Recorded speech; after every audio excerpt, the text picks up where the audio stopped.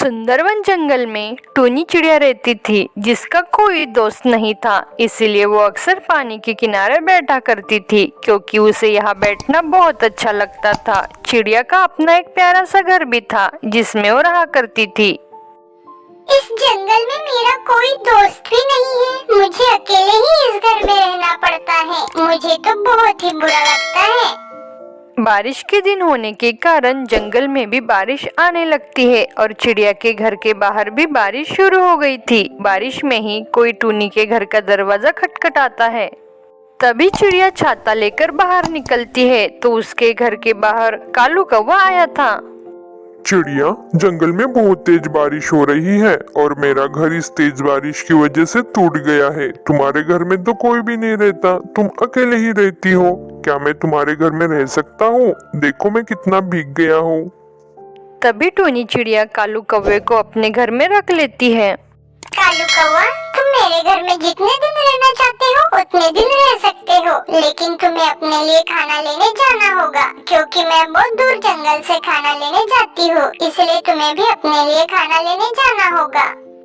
लेकिन कालू कौवा बहुत ही आलसी था। उसे काम करना बिल्कुल भी पसंद नहीं था। टूनी चिड़िया बहुत मेहनती थी। वो रोज जंगल में जाकर अपने लिए खाना लेकर आती थी क्योंकि उसे बहुत दूर जाना पड़ता था।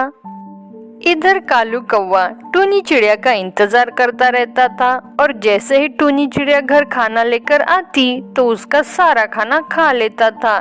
इसे लेकर टूनी चिड़िया बहुत परेशान हो गई थी। इसलिए वो नदी के किनारे आकर बैठ जाती है। तभी वो देखती है नदी में एक बहुत ही सुंदर तितली पानी में डूब रही है। टूनी चिड़िया जाकर तितली को अपने मुंह से पकड़कर पानी से बाहर निकालती है जिससे तितली की जान बच जाती है। फिर एक दिन, टूनी चिड़िया, तू मेरे घर से चली जा क्योंकि कल से मेरे घर वाले यहाँ रहने आ रहे हैं। तू यहाँ से जल्द चली जा। क्या बकवास कर रहे हो तुम? कालू कौवा, ये तो मेरा घर है। तुम मेरे घर से मुझे कैसे निकाल सकते हो? तुम ही यहाँ से चले जाओ। वैसे भी कितने दिन हो गए हैं। अगले दिन सुबह कालू कौवा अपने पूरे परिवार को चिड़िया के घर ले आता है। अरे कालू कौवा, तुम्हें पता नहीं है ये मेरा घर है। तुमने तो सारे गांव वालों को बुला लिया। अरे टूनी चिड़िया, तुम झूठ क्यों बोल रही हो? ये घर कालू कौवे का ही है क्योंकि मैं उस दिन इस घर में ही आई थी। ये क्या बोल रही हो तुम? मैंने तो कालू कौवे की मदद की थी क्योंकि उस दिन बारिश में ये बहुत भीग रहे थे, इसलिए वो मेरे घर आए थे। लेकिन इन्होंने मेरे साथ तो धोखा किया और मेरा ही घर हड़प लिया। कालू कौवे ने टूनी चिड़िया को घर से निकाल दिया और टूनी चिड़िया बेघर हो गई। उसका कोई घर नहीं था। अब रोते हुए अपने घर को छोड़कर आ गई थी और अब वो नदी के किनारे जा रही थी क्योंकि उसे वहाँ बहुत अच्छा लगता था। इसीलिए वो नदी के किनारे जाकर बैठ जाती है। टूनी चिड़िया को कालू कौवे पर बहुत ज्यादा गुस्सा आ रहा था क्योंकि उसने उसका घर छीन लिया था। तभी वहाँ एक परी आ जाती है। चिड़िया, मैं एक परी हूँ। क्या तुमने मुझे पहचाना?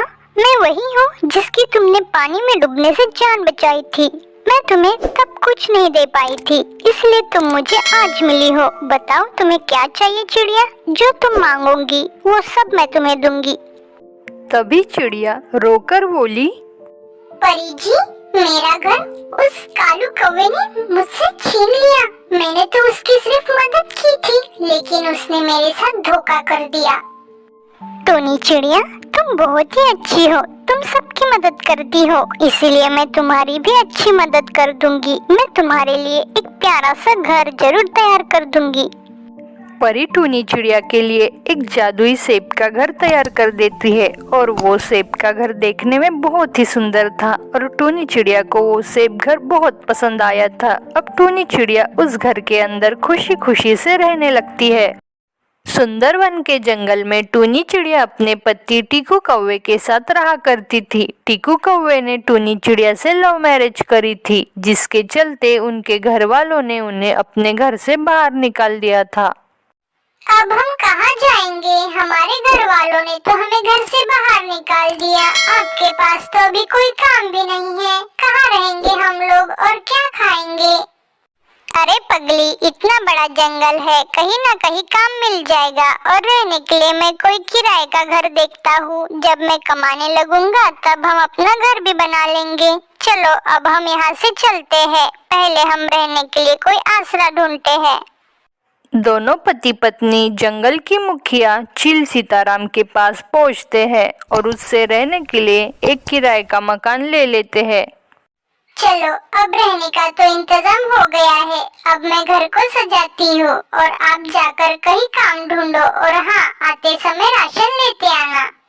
अच्छा भाग्यवान, मैं जाता हूँ, तुम अपना ध्यान रखना। इतना कहकर टीकू कौवा काम ढूंढने के लिए चला जाता है। बहुत जगह काम ढूंढने के बाद उसे काम मिल जाता है। शाम को राशन लेकर जब टीकू कौवा घर आता है, आप आ गए? मैं कब से इंतजार कर रही हूँ। मुझे बहुत तेज भूख लगी है। जल्दी से राशन दीजिए, मैं खाना बनाती हूँ। टूनी भोजन बनाती है और फिर दोनों खाने लगते हैं। रात को सोने से पहले टूनी चिड़िया टीकू कौवे से कहती है, आपको तो काम मिल गया है और आप रोज काम करने जाओगे। मैं सोच रही हूँ कि क्यों ना मैं भी आपके साथ काम करने चलूँ। इससे मैं बोर भी नहीं होंगी और घर में दुगनी आमदनी होगी। और ज्यादा से ज्यादा आमदनी होगी तो हमारा घर जल्दी बन जाएगा। तो ठीक है टूनी, कल से तुम भी मेरे साथ काम पर चलो। अगले दिन से टूनी और टीकू दोनों काम पर जाने लगे और इसी तरह 2 महीने गुजर गए। सब कुछ अच्छा चल रहा था। सुनिए जी, मैं माँ बनने वाली हूँ। अब मैं आपके साथ काम पर नहीं जा सकूंगी। मुझे अब आराम की जरूरत है। टूनी की ये बात सुनकर टीकू कौवा बहुत खुश हो जाता है और अकेले ही काम पर जाने लगता है। इसी तरह कुछ दिन बीत जाते हैं। एक दिन जंगल का सरदार चील कौवे के घर आता है। टीकू, अरे ओ टीकू, जल्दी से घर के बाहर निकल, मुझे तुझसे बहुत जरूरी बात करनी है। मुखिया की ये बात सुनकर टूनी चिड़िया घर से बाहर निकलती है। मुखिया जी, आप कुछ काम है? आपको जो कहना है वो मुझसे कहिए। टीकू तो काम पर गए हैं। टीकू जब घर आए तो उसे बता देना कि अब से घर का किराया दुगना लगेगा। रहना है तो दुगना किराया देना पड़ेगा। इतना कहकर मुखिया चील वहां से चला जाता है। शाम को टूनी ये बात टीकू को बताती है। अब हम क्या करेंगे? कमाई भी कम हो रही है। दुगना किराया हम लोग कैसे देंगे? कुछ ही दिनों में हमारा बच्चा भी आने वाला है। उसे लेकर हम कहाँ कहाँ ठोकरे खाते फिरेंगे। मेरा तो दिमाग काम करना ही बंद कर दिया है। एक बार फिर से हम बेघर हो जाएंगे। टोनी, तू माँ बनने वाली है। तुम इतनी चिंता मत किया कर। तुम्हारे और हमारे बच्चे के लिए, दोनों के लिए ये सही नहीं होगा। बहुत रात हो गई है, तुम सो जाओ। हम कल सोचेंगे क्या करना है। फिर दोनों पति पत्नी सो जाते हैं। अगली सुबह टीकू कौवा काम पर जा रहा था। वो उस समय बहुत परेशान था। उसे कुछ भी समझ नहीं आ रहा था कि अब वो अपनी पत्नी को कहाँ लेकर जाएगा। इसी परेशानी में टीकू कौवा अपना रास्ता भटक जाता है और एक पुरानी रेल की पटरियों के पास आ जाता है। अरे ये क्या, मैं तो अपना रास्ता भटक गया। थोड़ा आराम कर लेता हूँ, फिर आगे जाऊंगा।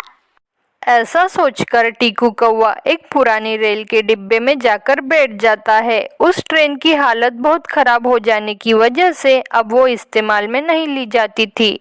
अरे ये रेल का डिब्बा तो पूरा खाली है और बहुत पुराना भी है। इसकी हालत देखकर लगता है अब ये कुछ भी काम की नहीं है। क्यों ना हम दोनों इसी में अपना घर बना कर रहे। मैं अभी जाकर टोनी को बताऊंगा। फिर टीकू कौवा वहां से खुशी खुशी चला जाता है। शाम को जब वो अपने घर लौटता है तो टूनी को रेल के डिब्बे वाली बात बताता है।